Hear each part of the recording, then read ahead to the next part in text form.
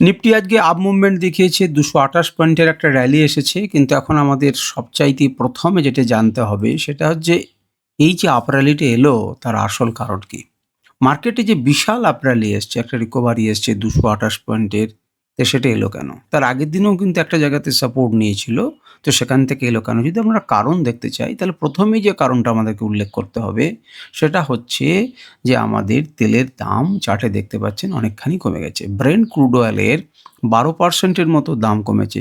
যখন মার্কেট চলছিল তখন 7-8%, 9% এর মতো দাম পড়ে গেছে। কারণ ইরান এবং ইউএস এর মধ্যে যে যুদ্ধ চলছে সেটা সাময়িকভাবে কিছুটা কি হয়েছে, স্থিত হয়েছে। কিছুটা স্থিতি লাভ করেছে এবং তার জন্য কিন্তু মার্কেটে ক্রুড অয়েলের দাম কমেছে এবং ক্রুড অয়েলের দাম করা মানেই মার্কেটের উপর একটা পজিটিভ আভাস আসা। এছাড়া যদি আমরা Q1 আর্নিং গুলো দেখি তো সেক্ষেত্রেও কিন্তু আমরা দেখতে পাচ্ছি যে আইটি স্টকগুলোতে একটু ভালো রেজাল্ট আসার জন্য আইটি সেক্টরে আবার মানুষের আস্থা ফিরছে। রিয়েলটি, আইটি সবাই উপরের দিকে গেছে এবং একটা আপ র্যালি দিয়েছে। তো মেইনলি প্রধানত এই সমস্ত কারণে, তাছাড়া বিদেশি ব্রোকারের যে সমস্ত ফার্মগুলো আছে তারা আইটি সেক্টরকে আবার উপরের দিকে তুলেছে। যার জন্য মার্কেটে একটা পজিটিভ ব্যাপার-স্যাপার এসেছে। এবারে আমরা যেটা দেখব সেটা হচ্ছে ব্যাপার-ট্যাপার তো এসেছে, সব ঠিক আছে। আমরা এটাকে ডিল করব কিভাবে? অর্থাৎ আমরা কিভাবে এটার উপরে কাজ করব? তো চলুন নিফটির অ্যানালিসিসকে দেখার চেষ্টা করি এবং বোঝার চেষ্টা করি। প্রথমে দেখুন আমরা রেঞ্জটা একবার দেখি। ২৩,৮৯১ ডে রেঞ্জ। অর্থাৎ যেখানে মার্কেট খুলেছিল তারপরে সে নিচের দিকে এসেছে এবং নিচের দিকে আসার পর লম্বা একটা জার্নি সে করেছে।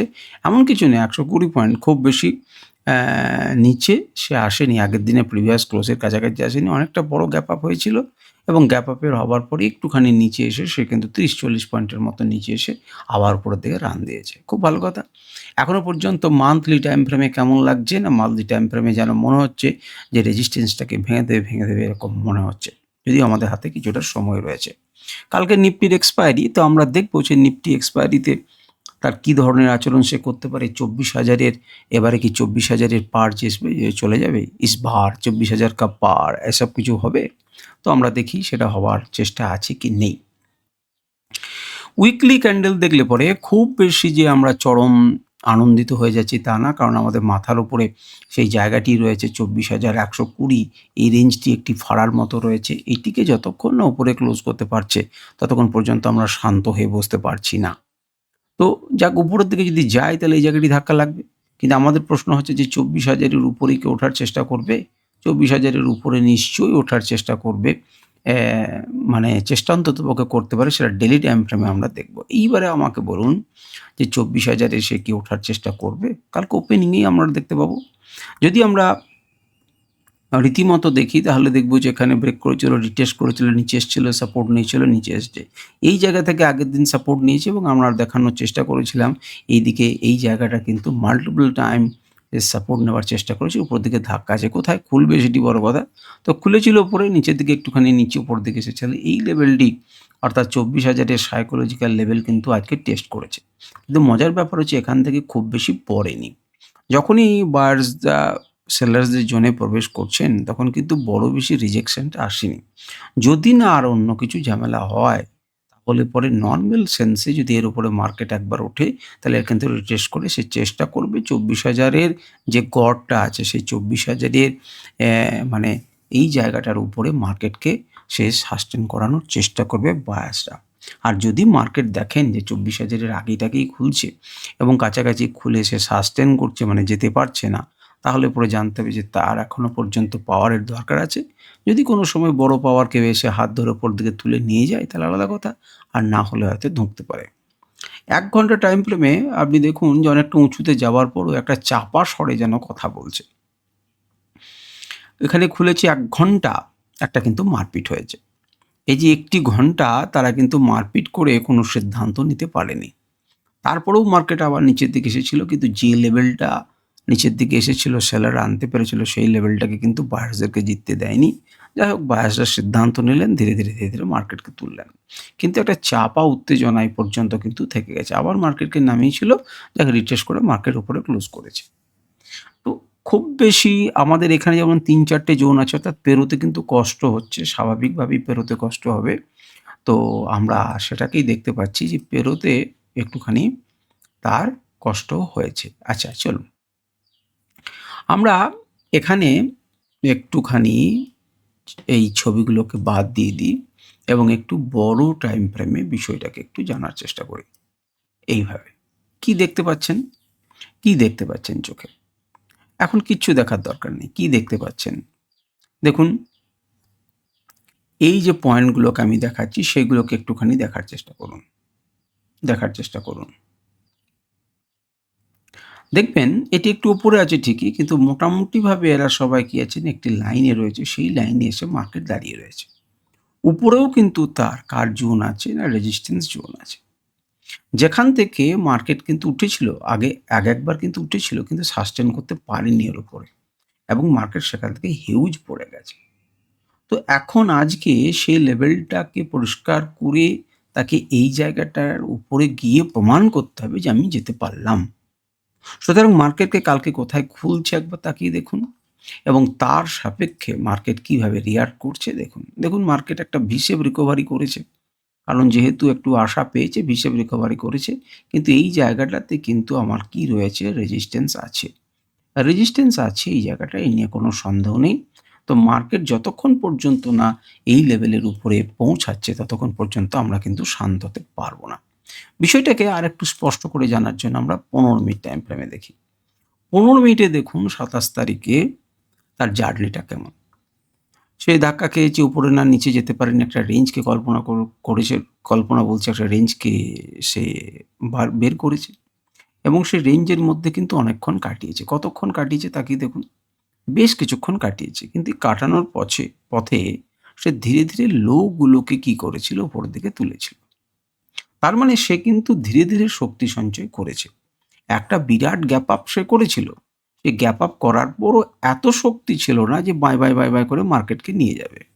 তার পরিবর্তে কিছু সময় সে কাটিয়েছে, ধীরে ধীরে শক্তি সঞ্চয় করেছে এবং ধীরে ধীরে মার্কেটকে নিয়ে গেছে। প্রত্যেকবারই দেখুন উঠেছে এবং তারপর মার্কেট আবার একটু কারেকশন হয়েছে, আবার উঠেছে এবং আবার একটু কারেকশন হয়ে গেছে। তো এই গল্পটা যদি চলতে থাকে তাহলে অবশ্যই মার্কেটকে 24,000 এই 11-11 বা 20-র উপরে কিন্তু মার্কেটকে খুলতে হবে।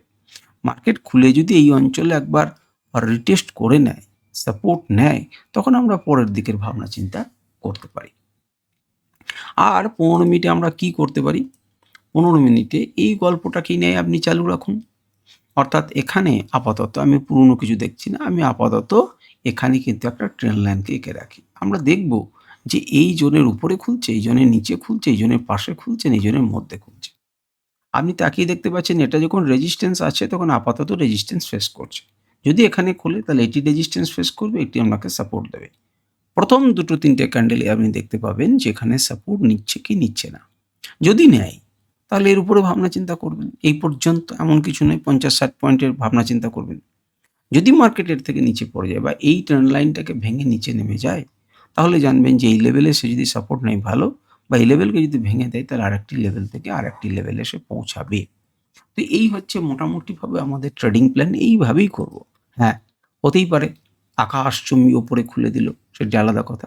কিন্তু 15 মিনিট টাইম ফ্রেমে যদি একে দেখেন তাহলে দেখবেন যেখানে বারে বারে সে কিন্তু মাল্টিপল টাইম কি নিয়েছে, সাপোর্ট নিয়েছে এবং একে ভাঙার জন্য একটি বড় দাদা অলরেডি এসেছেন এবং যিনি ভেঙে প্রমাণ করেছিলেন এবং সেই লেভেলকে রিটেস্ট করার পর নিচে গেছে। তাহলে এই লেভেলটা কিন্তু অত সহজে যে সেলাররা ছেড়ে দেবে সেটা কিন্তু আপনি ভাবার চেষ্টা করেন না। এখন যে গতিতে যাচ্ছে ধীরে ধীরে ধীরে ধীরে বেস তৈরি করতে করতে যাচ্ছে, তাতে মনে হচ্ছে দেখুন তার আগেই কিন্তু একটা ফেচাং আছে, সেটি হচ্ছে এই জায়গাটা। এই জায়গাটা যতক্ষণ পর্যন্ত না ক্লিয়ার করছে ততক্ষণ উপরে যাবে না। এখন গতিটা তো ভালো, মার্কেট স্ট্রাকচারটা তো ভালো। মার্কেট যদি এইরকম রেঞ্জেই খোলে তাহলে এরকম রেঞ্জের মধ্যে যাতায়াত করতে করতে করতে ধীরে ধীরে ভাঙবে। বলা যায় না যদি গ্যাপ আপ হয় তাহলে রিটেস্ট করবে।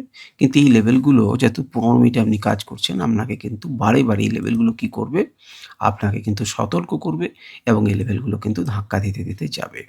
কারণ উপর থেকে খুব সহজে বার্সা কিন্তু এই লেভেলগুলোকে ছাড়েনি একটা সময়, তাকে ছাড়ানো করিয়েছে ইনি।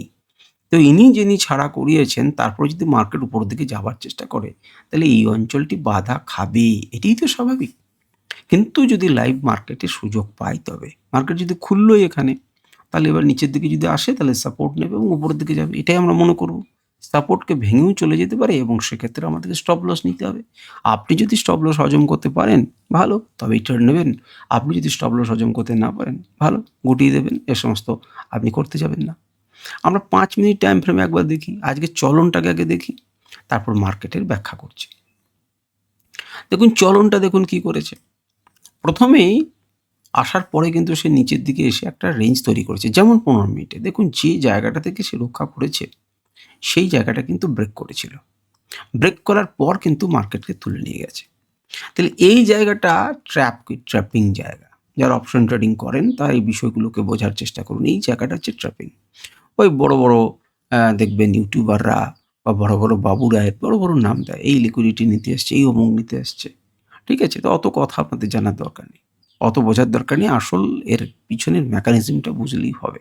হ্যাঁ, আপনি যদি বুঝতে পারেন অবশ্যই ভালো, কিন্তু ঘটনাটা হচ্ছে এখানে নিতে এসেছিল, যদি উপরের দিকে যাই, আপনাকে যদি উপরে লাভ মারতে হয় তাহলে একটু পিছনে এসে লাভটা মারতে হবে।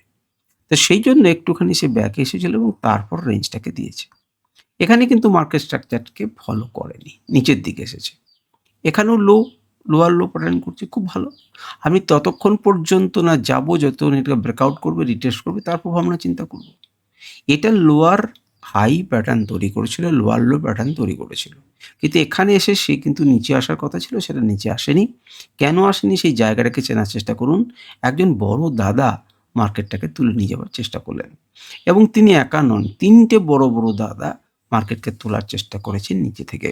কারণ এখানে প্রথমে একবার বাইং হয়েছে, সেই বাইংটা সেই জায়গাটা তারা ছাড়তে চাইছে না এবং বাকিদেরকে ট্র্যাপ করার জন্য যে মার্কেট পড়ে যাবে, তেমনি করে কিন্তু একটা ক্যান্ডেল তৈরি করেছিল, মারুগুজি টাইপের ক্যান্ডেল, এবং তারপর মার্কেট কিন্তু তার সেই লোয়ের নিচের দিকে যায়নি, তার উপর থেকে ধীরে ধীরে উঠতে শুরু করে।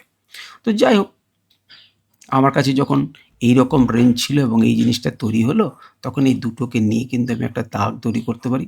কেন? কারণ অলরেডি তখন আমার কাছে একটা আপ ট্রেন্ডের তৈরি হয়েছে। এইটাকে ভুলে গিয়ে আমি তখন মনে করছি যে এইভাবে সে কিন্তু চলার চেষ্টা করবে। তো এখানে কোনো একটা জায়গাতে ডিপ হবে। সেই ডিপটা কিন্তু আরেকটা না পেলে তো আপনি টানতে পারছেন না। আরেকজন সুইং থাকবে। যেমন এখানে আমি টানতে পেলাম এই দুটি তৈরি করে। কিন্তু আপনি এখানে তো টানতে পারছেন না যে এখানে কিনে নেবেন। তাহলে এখানে আপনি কিভাবে করবেন? এখানে কিভাবে করণীয় ছিল আপনার কাছে? আপনি দেখতে পারেন যে এটা যদি হাই হয়, এই জায়গাটাতে একটা সাপোর্ট থাকতে পারে, এই জায়গায় একটা সাপোর্ট থাকতে পারে। কারণ দেখুন, আপনি মাল্টিপল টাইমে যদি দেখেন, মোটামুটিভাবে আমি দাগ দিচ্ছি, তাহলে অনেকবার এখানে পেরোনোর পর চেষ্টা করেছে, পারেনি। এখানে গেছে, পারেনি, এবং তারপরে এইভাবে এখানে একটা ইনভার্স হেড এন্ড শোল্ডার ছোট্ট করে প্যাটার্ন তৈরি করে 5 মিনিটে সে উপরের দিকে গেছে। তাহলে কোনো না কোনো জায়গাতে এই জায়গাটিতে সে কি করবে? একটা সাপোর্ট নিতে পারে। কারণ এই জায়গাটাতে সে সাপোর্ট কষ্ট করে নিয়েছে, বারবার চেষ্টা করেছে, পারেনি। আবার যদি ছবিটাকে দেখেন তাহলে দেখতে পাবেন যে এই জায়গাটা দেখুন একজন বড় দাদাকে ভেঙে নিয়ে তুলছেন। তাহলে এখান থেকে এলো এবং এই ঠিক জায়গাতে যখন আসবে, তাহলে যখন মার্কেট স্ট্রাকচারে একটা আপ ট্রেন্ডে থাকবে, তখন আপ ট্রেন্ডে থাকলে পরে আমরা কি বলতে পারি এটাকে? না, আমরা করতে পারি যে এটা বদ মার্কেট, মানে হচ্ছে বাই অন ডিপস মার্কেট, বাজে মার্কেট। বাজে মার্কেট না, এটা আমি মজা করলাম। Buy on dips market, buy on ডিপে এলে কিনতে হয়। তো সেই ডিপটা আমি খুঁজবো কি করে? সেই ডিপটা খুঁজলাম আমি এইভাবে। এখানটায় দেখুন, inverse head and shoulder pattern তৈরি করার পরে মার্কেট যখন উপরের দিকে যাচ্ছে, মার্কেট যখন নিচের দিকে এলো, তখন স্বাভাবিকভাবে এখানে সে সাপোর্ট নেবে এবং সাপোর্ট নেবার পর আবার মার্কেট উপরের দিকে যাবে।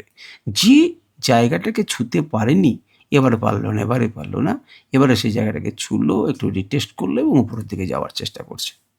তো মোটামুটিভাবে এইভাবে আমরা যদি ভাবতে পারি, শিক্ষাটা যদি আমাদের কমপ্লিট হয়, আপনারা কমেন্টে জানান তো যে এই জায়গাটাতে মোটামুটিভাবে যে একটা ইনভার্স হেড এন্ড শোল্ডার প্যাটার্নের মতো তৈরি করেছে, আপনারা কজন সেটাকে অনুভব করতে পেরেছিলেন? ছোট জায়গার মধ্যে দেখুন এখানে একটা ডাউন ট্রেন্ড চালু করেছে, এখানে একটা আপ ট্রেন্ড চালু করেছে এবং তারপর একটা সাইডওয়েজ মার্কেট দিয়েছে, আবার একটা আপ ট্রেন্ড চালু করেছে, আবার একটা ডাউন ট্রেন্ড চালু করেছে, আবার একটা আপ ট্রেন্ড চালু করেছে। কিন্তু ছোট, ছোট জায়গাতে, কিন্তু মোটামুটি বড় জায়গাতে আপনি দেখতে পাচ্ছেন উপরে তুলছে। তো যাই হোক, এই দেখার চোখটা থাকতে হবে। এই দেখার চোখটা যদি থাকে, তাহলে লাইভ মার্কেটে থাকে, তাহলে আপনি সফল হতে পারবেন। যাই হোক, আজকের ভিডিও এ পর্যন্তই। নমস্কার, ধন্যবাদ। আপনারা ভালো থাকুন, সুস্থ থাকুন। আপনাদের প্রত্যেকের সফলতা আমি কামনা করছি।